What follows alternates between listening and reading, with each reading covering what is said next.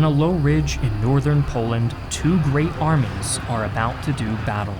As nobles don their armor, men at arms on both sides offer up silent prayers for deliverance and for victory. They all know that in the coming fight, no quarter will be asked and none shall be given. Then the cavalry of Lithuania begin to trot forward. As heavily armored Western Crusaders watch the oncoming horde of light horse, they wonder how the Knights of the Teutonic Order could possibly lose.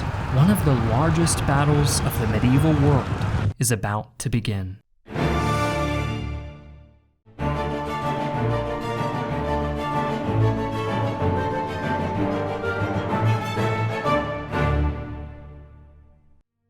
Hi, I'm Johannson, the Armchair Historian. Today's video, a German defeat so infamous and decisive that centuries later, during the First World War, the German Empire saw the need to avenge it in the aptly named Battle of Tannenberg, fought mere miles from the site of the medieval Battle of Grunwald, or the First Battle of Tannenberg.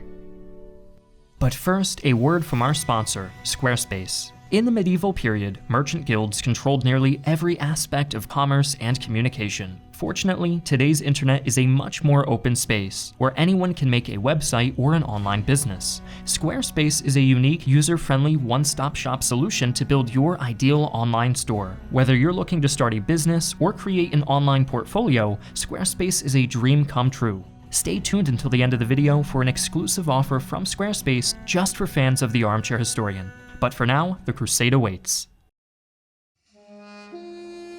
The seeds of the Great Battle, which would decide the fate of medieval Poland, had been sown in the Holy Land 200 years earlier. The numerous crusades of the early Middle Ages gave rise to a number of holy orders, religious and military companies originally formed to protect Christians on their pilgrimage to the Holy Land. However, following the unsuccessful Third Crusade, many were forced to look elsewhere for glory on the battlefield. One of these orders was that of the German House of St. Mary in Jerusalem, better known as the Teutonic Knights. These devout warriors were notoriously troublesome and often created unease in countries that hosted them, as they were always looking to carve out their own sovereign state. In 1230, the order was residing in Poland after their most recent eviction, this time from Hungary. Searching for an opportunity to shout Deus Vult, they joined the so-called Northern Crusade to Christianize the Old Prussians, a pagan people inhabiting portions of present-day Poland, Latvia, Lithuania, and Russia. By the beginning of the following century, pagan Lithuania posed the only remaining serious threat to Christian domination of Eastern Europe, having defeated a crusade launched by the Livonian Brothers of the Sword, yet another group of warrior monks. This defeat was so thorough that the Livonians joined with the Teutonic Order, whose conquest of the Baltic coast was so successful that within a century, the indigenous Prussian beliefs and mythology had been largely suppressed. But although the problem of Prussian paganism had been solved, the Polish were now faced with a group of heavily armed, extremely religious squatters sitting right on their doorstep, refusing to leave. The Order's territory now included some of the most lucrative trade routes in Northern Europe, and they operated independently of the Polish aristocracy, paying neither tithes nor taxes. As their wealth increased, the Order established formidable castles like the Fortress of Malbork in Marienburg and Königsberg Castle. In 1306, the Polish king called on the Order to enforce his claim to the contested Duchy of Pomerelia. The knights quickly secured the duchy, but then used their wealth to buy the rival claim for themselves. Incensed at this blatant betrayal, the King of Poland declared war. However, neither side gained the upper hand. After two entire wars, the Treaty of Kalisz in 1343 saw minor territorial concessions by the knights, but enforced their claims on Pomerelia, Helmnoland, and Danzig.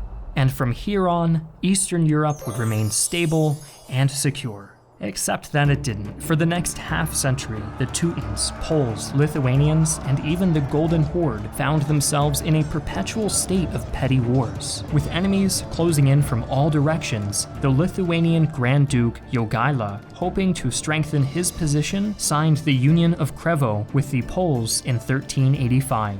The stipulations included an agreement to convert his people to Roman Catholicism and a marriage to the female king of Poland, Jadwiga, establishing co-rulership. Once he was baptized in 1386, he went by the name of Jagiełła. Shortly thereafter, a civil war was started in Lithuania, and one faction, led by Jagieła's cousin, Vytautas, entered into an alliance with, you guessed it, the Teutonic Order. To secure the alliance, they nominally ceded the coastal territory of Samogitia to the Order. After compromising with Vytautas, the civil war ended in 1392. However, Duke Jagiełła wasn't too pleased seeing the Teutons still lingering in his territory. During the turn of the century, the newly Christianized Lithuania declared support for a pagan revolt in Samogitia in 1409 against the Teutonic Knights. Poland announced her support for Lithuania shortly thereafter. While neither Lithuania nor Poland directly attacked the Order, fearing retaliation from the Holy Roman Empire or Hungary, no such concerns faced the Teutonic Order, who openly launched its invasion. Led by Ulrich von Jungingen, the Order's Grand Master, the Germanic Knights overran several towns and castles.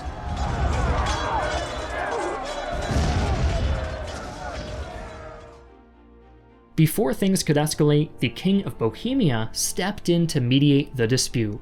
What followed was an episode of intrigue and corruption that would impress even a Game of Thrones fan.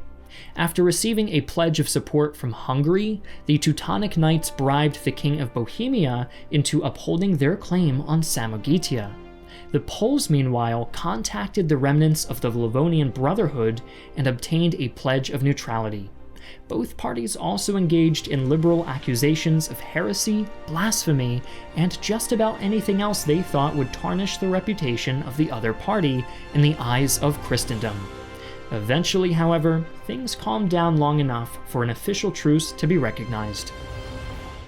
Of course, rivalries never die with an armistice. In late June of 1410, the Poles and Lithuanians gathered their levies into a single army of nearly 40,000. Their intention was to utterly break the power of the Teutonic Knights by capturing Marienburg, the capital of the monastic state.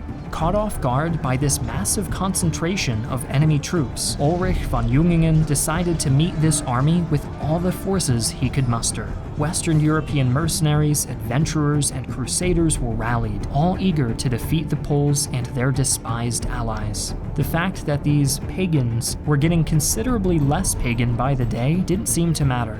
This combined force numbered some 30,000 men and checked the advance of the Polish-Lithuanian army between the villages of Tannenberg and Grunwald on July 15, 1410. While the Crusaders baked in their armor under the hot summer sun in the open, the Polish and Lithuanian troops were deployed in a forest. The two sides could not be more different in a tactical outlook. The Knights and Crusaders were heavily armored, and their forces consisted mostly of shock cavalry and heavy infantry. While the Polish Knights were heavily armored, their Lithuanian allies were not, as they primarily used mounted bowmen or light cavalry to assail their enemies. The Knights had brought with them 2 bombards, heavy cannon usually reserved for sieges, which immediately opened up on their adversaries. Unfortunately, the bombards consistently failed to hit anything of note. Throughout much of the bombardment, the Poles remained in the forest, which was flanked by marshes on either side. Desperate to lure the Polish host into battle, von Jungingen sent 2 swords to goad the baptized and Lithuanian-born king Jagiełła of Poland and his cousin Grand Duke Vytautas of Lithuania into battle, stating that the weapons should prove useful if the 2 leaders actually chose to fight. Jagiełła responded to von Jungingen's ploy by saying, "We accept the swords you send us, and in the name of Christ, before whom all stiff-necked pride must bow, we shall do battle." Shortly thereafter, the Allied host marched out of the woods to face their foes. The Grand Duke proceeded to send forward his entire contingent, comprised mostly of light cavalry, against the Teutonic left flank. This attack took nearly an hour to fight off, but the Lithuanian light horse was no match for the heavily armored knights, and soon fled.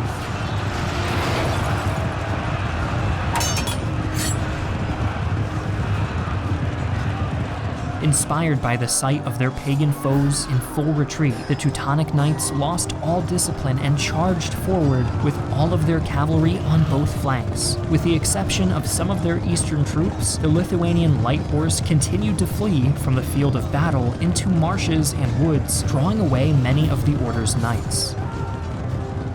In the meantime, the rest of von Jungingen's army fell on that of the Polish king, hitting him in the front and right flank.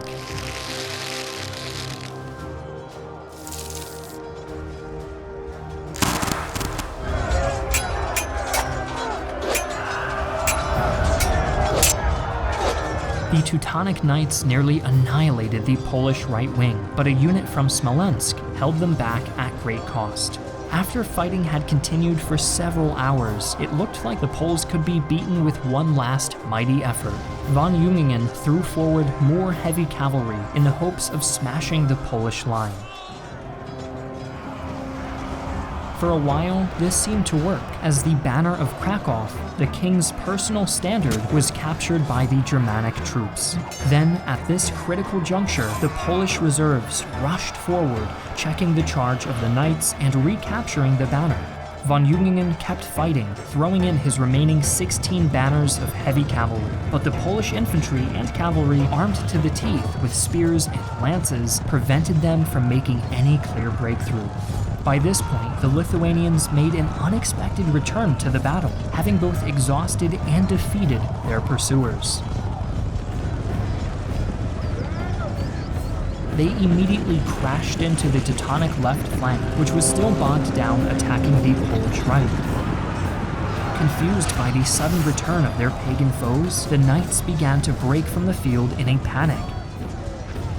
Von Jungingen rallied his troops to make one last stand out in the open, deploying them in a full battle line, where he hoped to outflank the Allies. But the Poles checked his move once again, then counterattacked, using their superior numbers to roll up both flanks of the Order. In the ensuing chaos, most of the Order's high command was killed, but the absolute nadir of their fortunes came when the brave Ulrich von Jungingen was struck down, falling amongst the bodies of men he had fought with all day long. Utterly demoralized, his troops fled back to camp, where they attempted to circle their supply wagons into a makeshift fortification, but this was swiftly overrun, and the slaughter continued until darkness finally allowed the tattered remnants of the Order to slip away. The King of Poland and the Grand Duke of Lithuania were doubtless pleased with their joint victory. Some 8,000 Teutonic soldiers and their allies had been killed, and nearly double that number had been captured. The Poles had lost less than 4,000 men. Although the Polish victory had been stunning, the Teutonic Knights managed to hold on to Marienburg, the strategic objective of the campaign. The Knights also lost little territory in the subsequent peace treaty in 1411 due to, in part, the belated arrival of their Livonian vassals and the threat of intervention by the Holy Roman Empire and Hungary.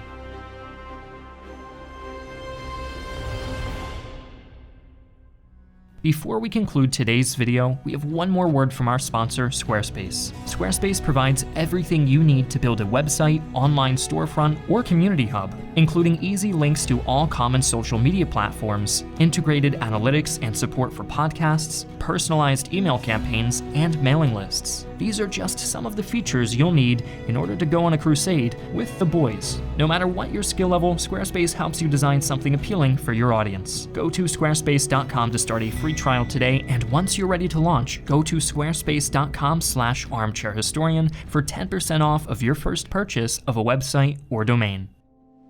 Nevertheless, the Order's military power had been shattered, and the Polish soon expanded their territory by incorporating Lithuania proper.